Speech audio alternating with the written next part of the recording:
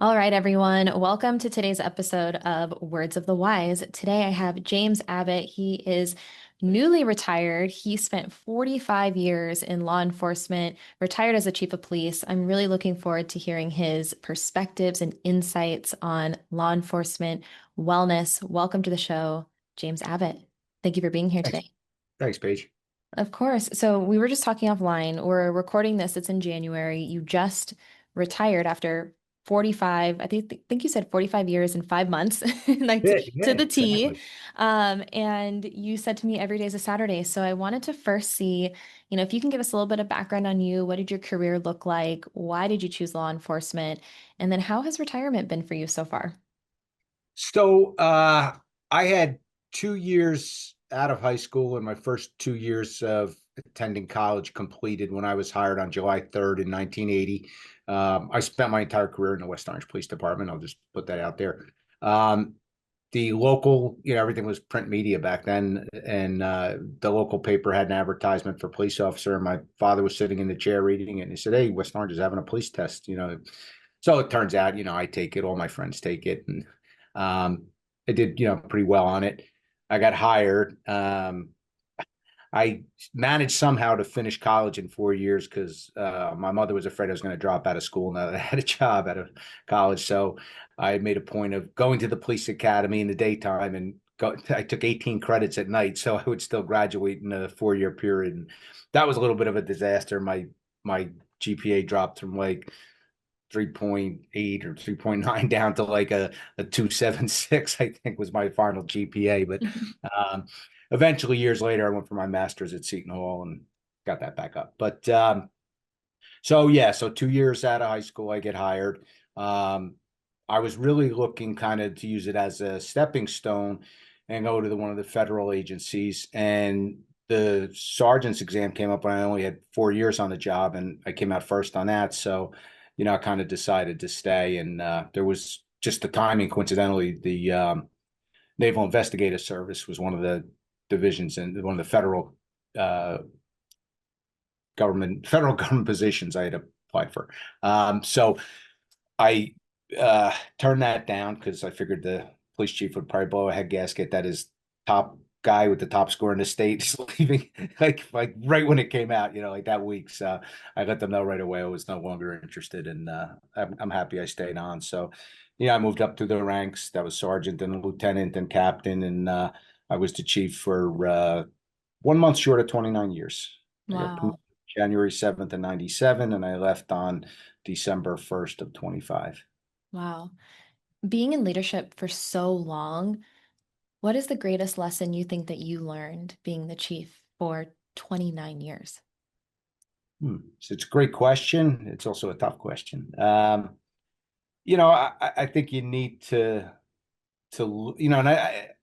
it's not maybe necessarily a lesson I learned the hard way, but I think you get better at it, is Mm. listening to others and including them and, the boots on the ground and, how this affects them and how they feel about it and so on. So, um, I think you get more inclusive the more experience you get, but you also have to work harder at it because as you're getting older, the people that are coming on are younger, and it happens right before your eyes, that you're hiring your contemporaries' kids.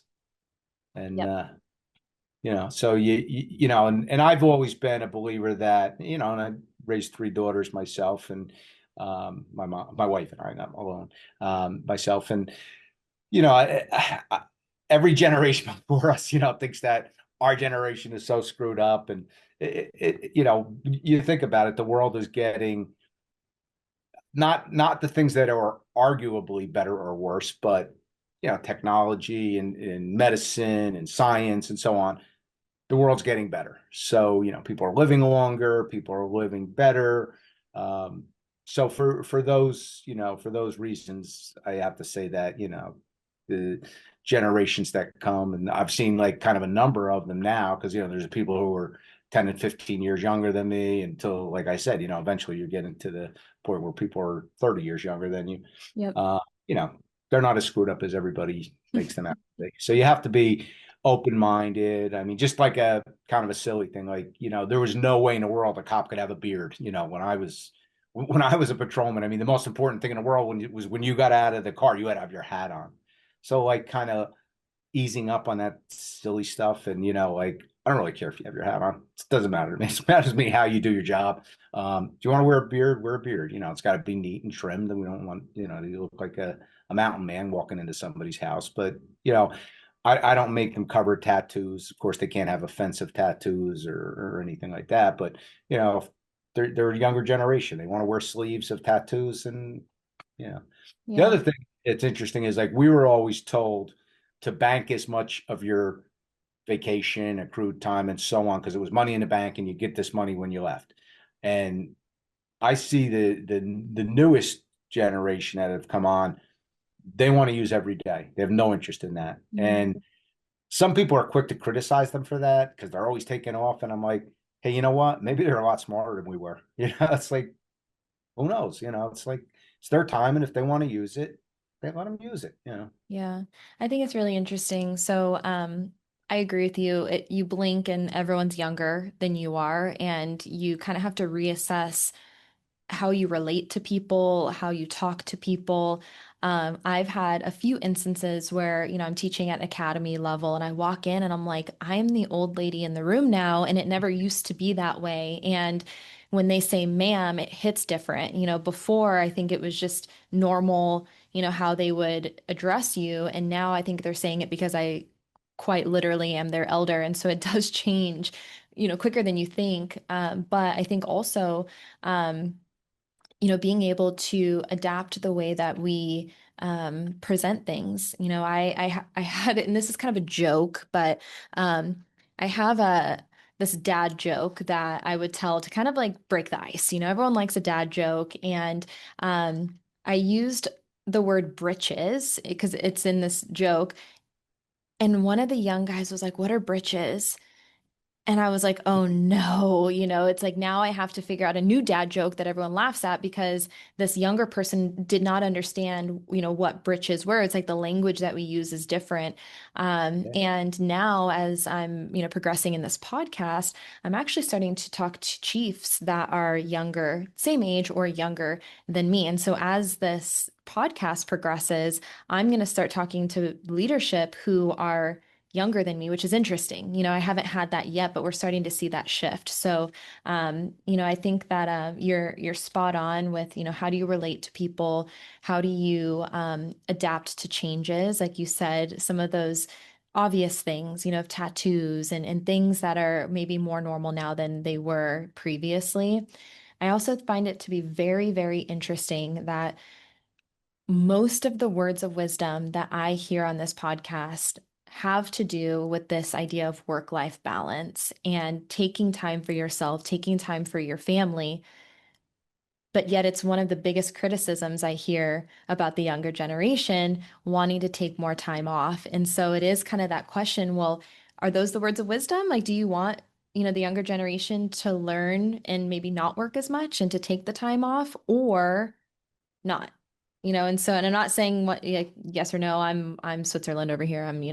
But I think it's an interesting conversation to have. Do you want them to learn from you? Do you want them to have more of that work-life balance? And if so, then maybe that's not a criticism.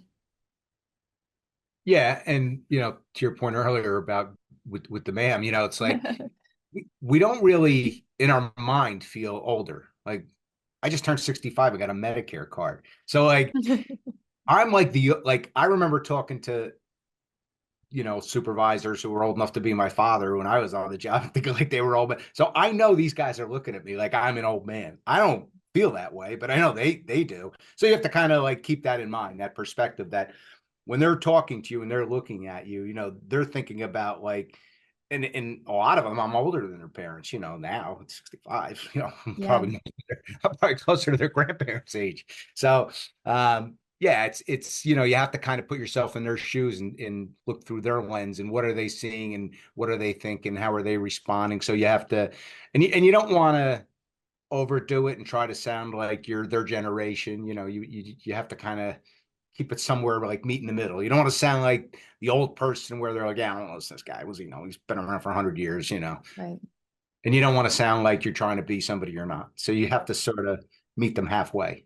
Yeah. And, you know, I also find in general with people, like the more, first of all, cops are notorious complainers. So I always say the more time they have to complain, the more they're going to complain. If you keep them busy, really busy, they actually enjoy their job more and they Mhm. engage more and it's more rewarding for them. And if you give them, responsibility and accountability, kind of go hand in hand. You can't hold people accountable, not give them the responsibility and authority to do the things you want that you've tasked them with. So you have to kind of let go, you got to be a little, let them be, and it's an autonomous kind of work. And at the same time, supervisors have to supervise them. So it almost sounds counterintuitive, but there's a balance. You have to strike that balance.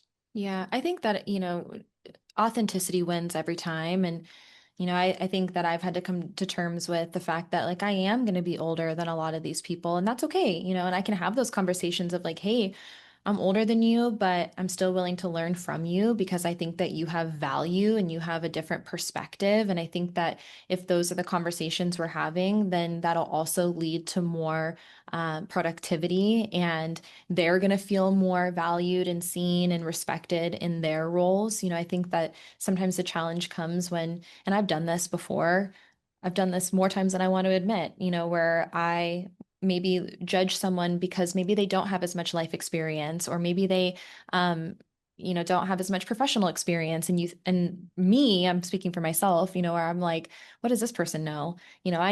I've been doing this a really long time, and I think that I've had to get out of my own way, and I've had to realize that not only am I doing myself a disservice because now I'm blocking myself from the ability to learn and grow, but I'm also doing them a disservice. That's not fair. They have value and they have other perspectives and things that they've gone through in their life that may be different than me, and we can learn from each other. And so it becomes more of this partnership instead of a judgment. And I think that, sometimes at least I have had to do some self-assessment of trying not to be that person who's judging other people and showing up like with that learner mentality of like, hey, we're all in this together. And, maybe we have different roles, but we can still learn from each other. And I think that helps everybody in the situation. I did want to talk to you a little bit about some of the initiatives that you guys did when you were active, and some of the things that you kind of, pointed out that I thought were really interesting. You said that you guys were the first in the state to have a 24/7 hour protocol for people with substance abuse. You also did some things with domestic violence. So can you explain some of the initiatives that you guys implemented, and maybe, what your experience was with those? So we started with the domestic violence, and that goes way back to like when I was first chief. Mm. And neighboring Milburn had put the township of Milburn had put together a domestic violence response team, but it was um, that's a very wealthy, affluent community, and so maybe not as much population, more difficult to get volunteers and so on.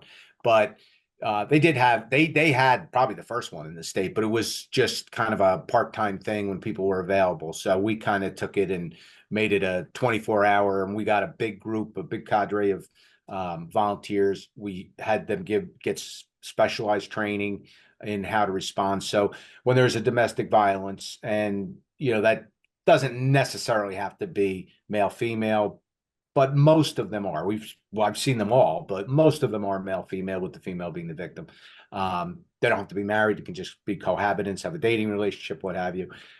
They respond very well to the volunteers. They're just regular people. You know what I mean? They're not cops or law enforcement or um, what have you. So they kind of develop this. It's only a very limited relationship. There's not for reasons I don't have to get into, but there's not follow up with these people. It's kind of just to soften the whole intake procedure, because the whole domestic violence restraining order, temporary final restraining order is pretty complicated. So they kind of help them, walk them through it. They're just their guardian angel sitting next to them. Mm. Years later, when with the opioid crisis, we kind of decided to do the same thing and we got involved at that, and we got volunteers, and we had them undergo specialized training. Sometimes there's an overlap. Some people will volunteer for both, but for the most part, they're just segregated groups of individuals. Um, that was going well, except we realized after we were doing it for a while that there was no detox program as a part of it for us, and the rehabilitation centers won't take people until they're detoxed. So then we got RWJ Barnabas to get on board with us and have their detox facility be a part of our process. So if somebody needs to detox, they can go there, detox, and then go to Integrity House was our partner with that. So that went really well. Um, I also testified the state legislature. Our former mayor and current state senator John McKeon sponsored legislation so that people that were seeking help and their families and so on could turn drugs in without any kind of recriminations. So, my point was, listen, we have gun buyback programs to people can turn firearms in and get paid cash for it. We have a Safe Haven Act by law where somebody can turn a baby in, at a firehouse or a hospital and so on and not face any kind of charges. I said, so why can't they turn drugs in if they want to do better in life and they want to, we don't want them flushing them down a toilet or throwing them out or somebody else getting their hand. Let's let them turn them in so they're properly disposed of, especially with fentanyl. Mm. So we got that going, and John Pett got that legislation passed. So that was a part of it. There's not a lot of that, to be totally candid. There's not a lot of people turning drugs in. Even when they get help, they usually don't have drugs at that point. But nonetheless, it was a good positive step. And then after that, with the in the aftermath of George Floyd, we developed the first in the state 24. It's not 24/7. I'm sorry, because it was a grant. We got the first grant in the state to have a co-responder program with social workers. Mm. So we partnered with Mental Health Associates of Essex and Morris, and that continues to this day. And they respond on our calls, but that's spreading throughout the state now. They call it Arrive Together. It's a state program. They never give us any credit for being the first because we're not part of the Arrive Together.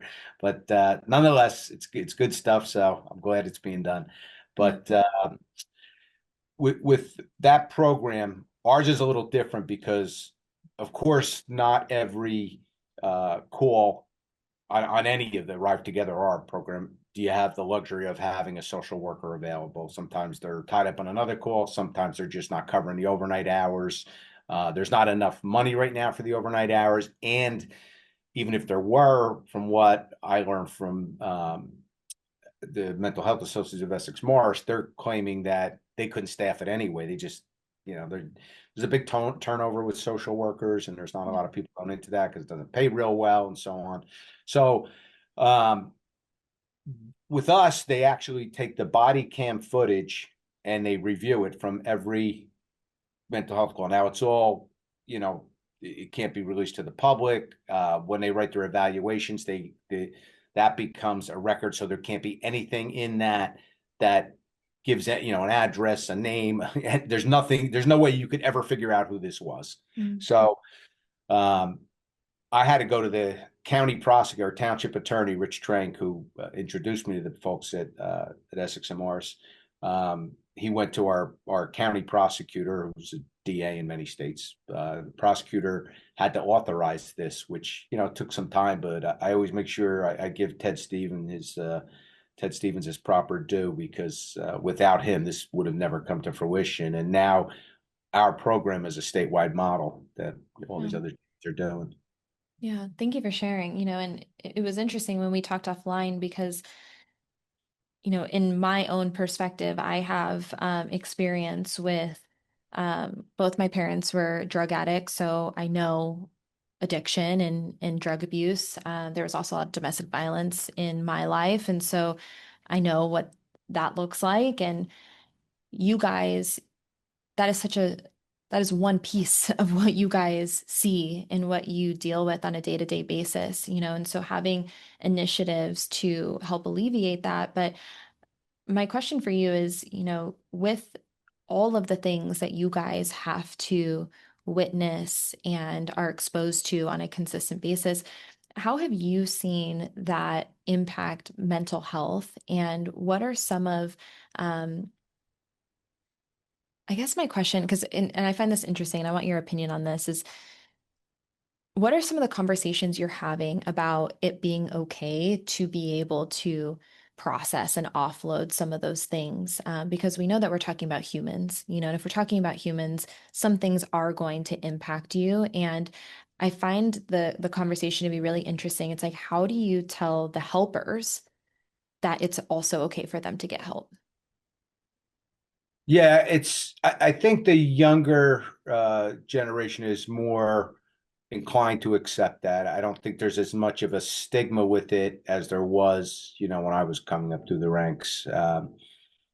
If someone were to do that, I know they would have wanted to keep it completely secret. And now there's, even the state police union. So our PBA is Local 25. There's the state PBA, the 800-pound gorilla in New Jersey, and even they have doctors and programs in place for their membership, and it's just so accepted. I was invited to a 50th, I think it was, birthday party for one of the sergeants who's now retired, and he had the doctor there that so many of them go to so many officers go to see, and that might be a little frightening um, for the public to think that, oh my God, 5 or 10 of the West Orange police officers go to a psychologist, but it shouldn't be, because it's about staying well, Right. or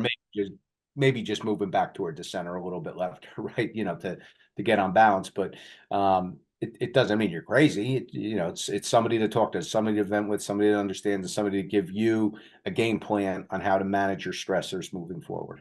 Yeah.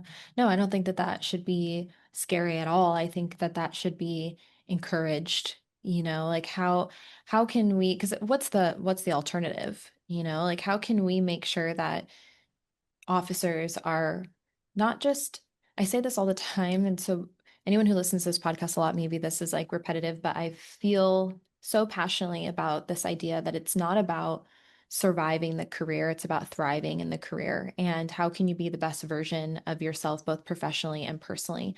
And so, this idea that officers don't need help, I think it is changing. I think we're having this conversation of understanding, like, no, we want you to be able to speak to someone about these things. We encourage that. We think that that's a positive thing for you to do.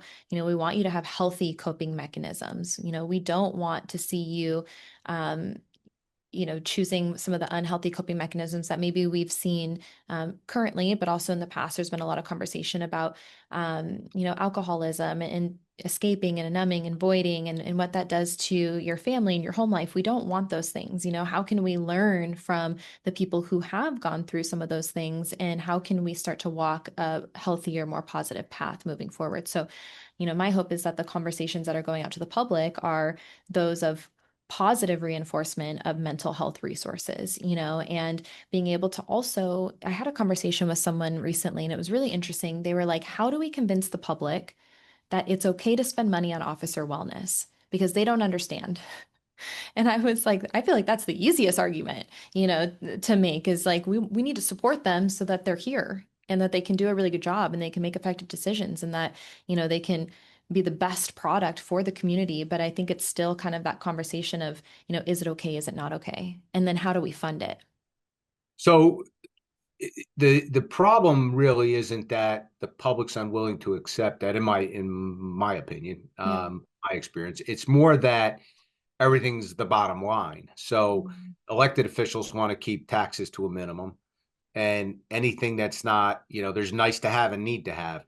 And the argument from police chiefs needs to be mental health and wellness for police officers is no longer a nice to have, it's a need to have. Yep. Yeah. They'll buy bullets, they'll buy bulletproof vests because they believe they're need to have. So you have to convince the people on the dais that are voting for the budget and have to and I always tell, like, my people, like, listen, in fairness to these people, they have to get reelected, and raising taxes isn't very popular. It Right. never has happen. It's not like, this is something new. Nobody ever liked paying taxes.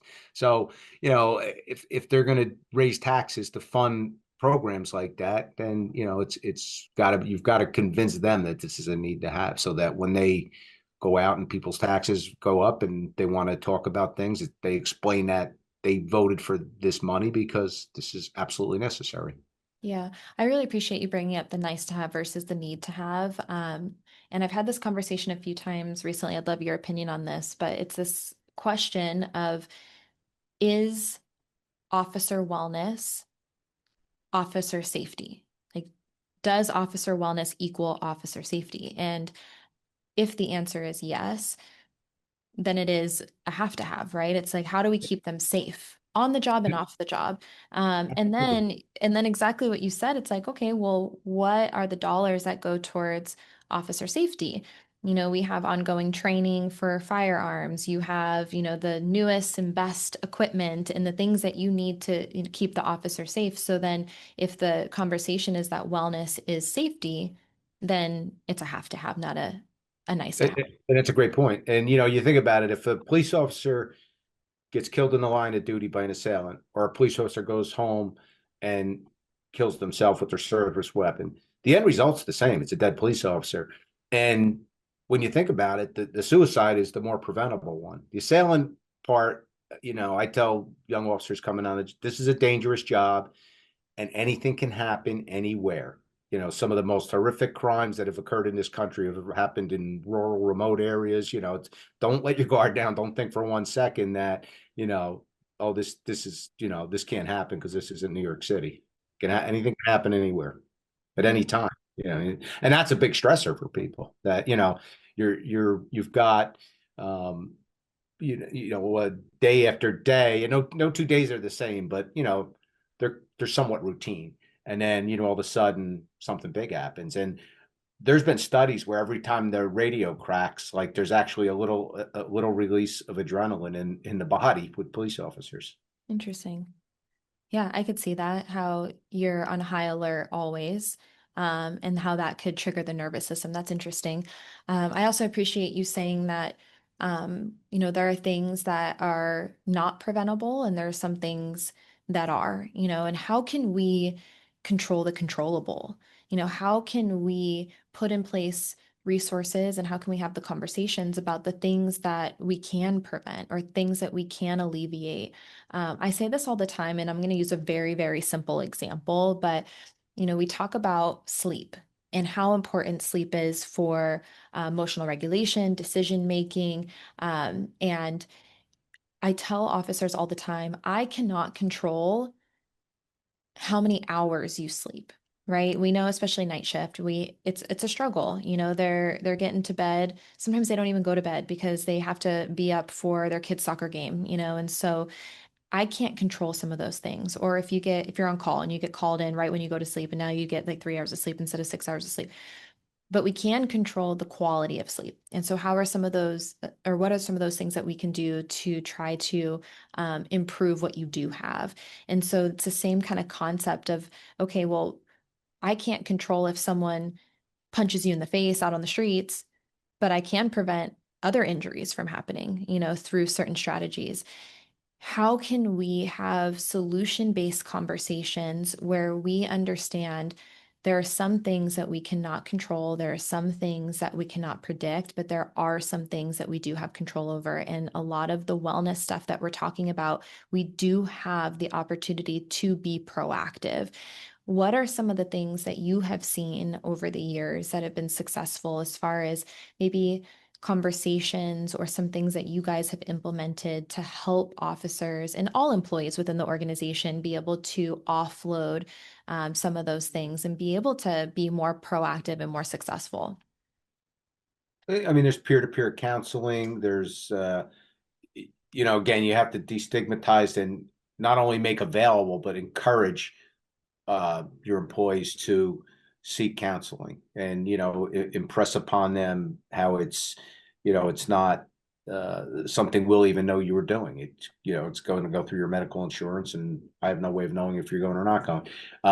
There were a number of police officers through the years that kind of had anger management issues, and when, and sometimes there was discipline, sometimes there, well, not negative discipline, like, a suspension. Sometimes there was an agreement where they would seek counseling.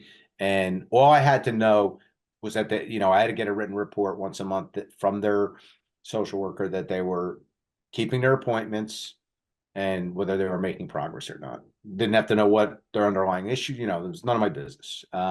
And some of those employees actually, a number of them improved, and some of them actually stayed with those counselors. Yeah. They would tell you that. It's like it was a good thing and it's somebody to talk to. And it's you shouldn't bring your personal life to work. You shouldn't bring your work home with you. But the reality is we all do both. It's just kind of inevitable. So, the officer who's, you know, maybe rude, insolent to a supervisor or to somebody on the street, a civilian, they may have had problems with their kids or what, like things you'll never know about because, you know, most police officers aren't about to tell you that. So that's Mhm. what's really productive when they're with a counselor and they gain, some trust in one another, that they can speak freely. Like any other person or position, profession, I mean, there's sometimes one person's a good fit with that social worker and the other person might not be. That might not be the fault of, so it's just not a connection. So, you can make a change. You don't like your dentist, you go to a different dentist. Doesn't mean that's a bad dentist. You just didn't connect with them. Yeah. So same thing with the social workers. I just finished watching. My wife and I were watching, kind of binge watched that Ted Lasso on Apple TV. I don't know if you Okay. saw it. I think Yeah. it should be like mandatory training for a police officer to watch, just to be a better version of themselves.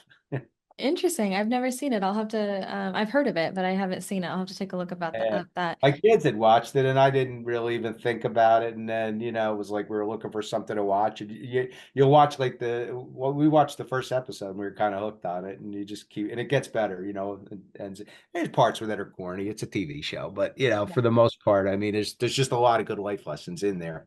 Yeah, I've had some similar thought process with some of the I don't know if you have seen any of the sports related documentaries that have come out on Netflix recently. There's quarterback, there's wide receiver, there's a series of different sports related. And regardless if you're a fan of sports or not, I see a lot of the training that they do for wellness, and they don't call it wellness. They're like, this is my training. This is how I am the most elite at what I do.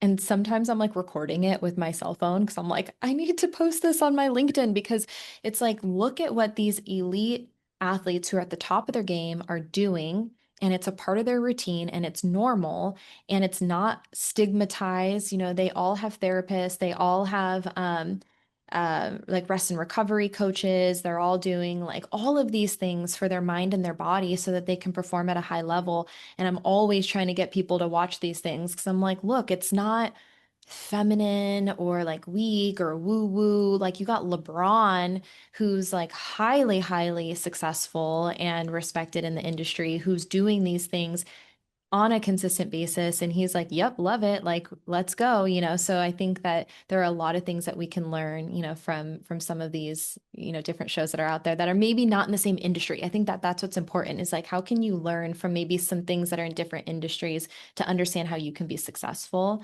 I also think to your point of what you said earlier, we underestimate the value of just talking about stuff. And I think for a long time, and I was of this mindset as well. So I'm not judging anyone because I was also raised, where you shove it down and you posture up and you keep going. Like you don't show your weaknesses. You put on this face of strength and like you keep going. And that did create a lot of anger and resentment inside of me that then was projected onto others. But I think that one, like, how can you have outlets to be able to talk about some of the things that are difficult, whether that's a professional or maybe there is a friend or a family member or someone that you can confide in and talk to. But then also, when you do seek those resources, so if you do seek a professional and that helps you, I think it almost becomes a responsibility for us to share our story with other people so that they understand that it's okay and that they're not alone. And that was also something I learned over time. It wasn't something that happened overnight. Um, I didn't want to share those things with other people because, again, I didn't want people to think that I was weak or whatever. Obviously, I have a different mindset about it now, but I think that if you have found resources that have helped you, sharing that with other people helps to give them permission to also do those things.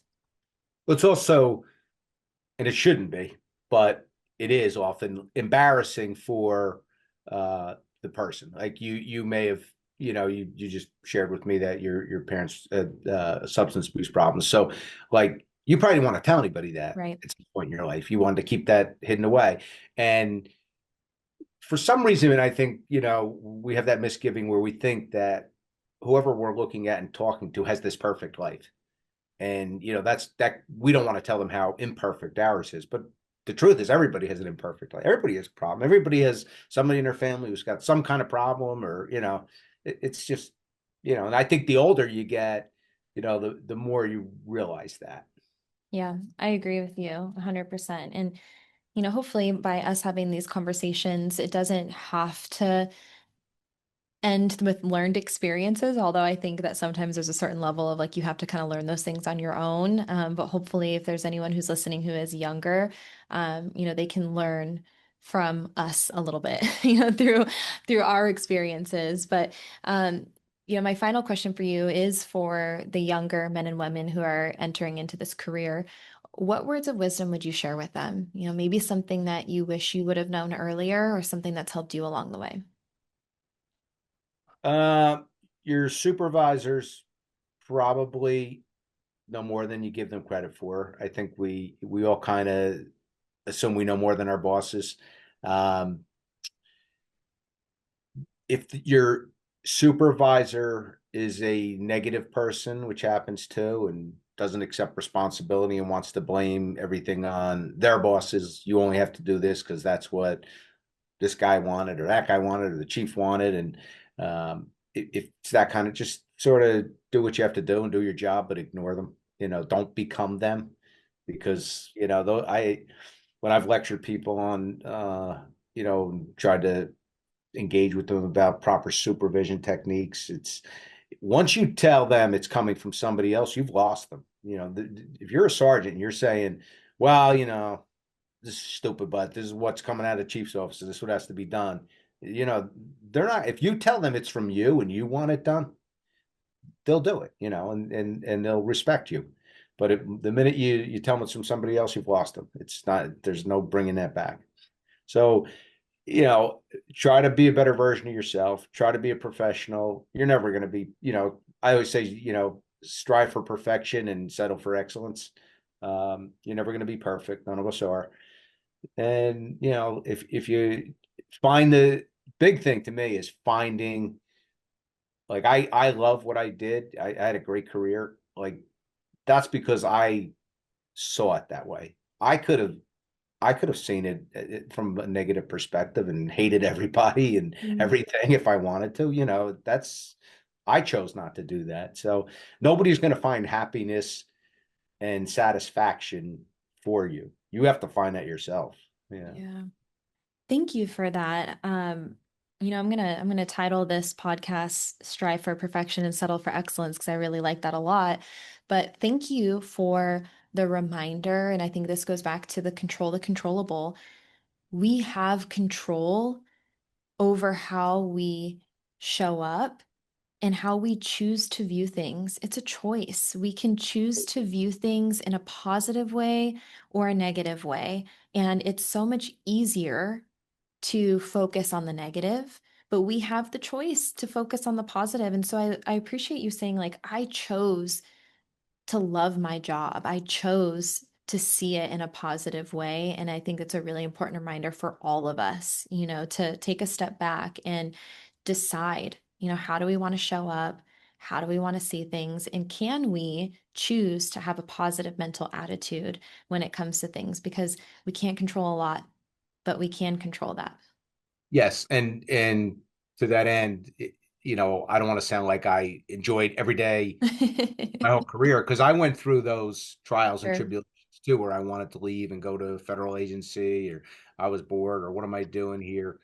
But in the end, I learned to really love what I did, and I mean, it's like, would say like you would have done it for free. It's like, if there was a way to pay the mortgage and feed the kids, yeah, maybe I couldn't do it for free, but that's how I felt at times. Is I just loved the job. And the good thing for me too was when it was time to retire. Like, there's this universally in law enforcement, every cop will tell you, you'll know when it's time. That's just a saying they have. You'll know when it's time. So with me, it was always, well, I'm going to turn 65 and have to leave. I didn't have that feeling. But when I got to 65, it was like I was done. I had that feeling. I was just like, I did everything I could do here. It's time to pass the torch, let somebody else pick up and take over, and it's time. Well, thank you for 45 years, right? You said 45 years and 5 months. Months. And thank you for your time today. I really do appreciate it. Thanks, Paige. This was a pleasure.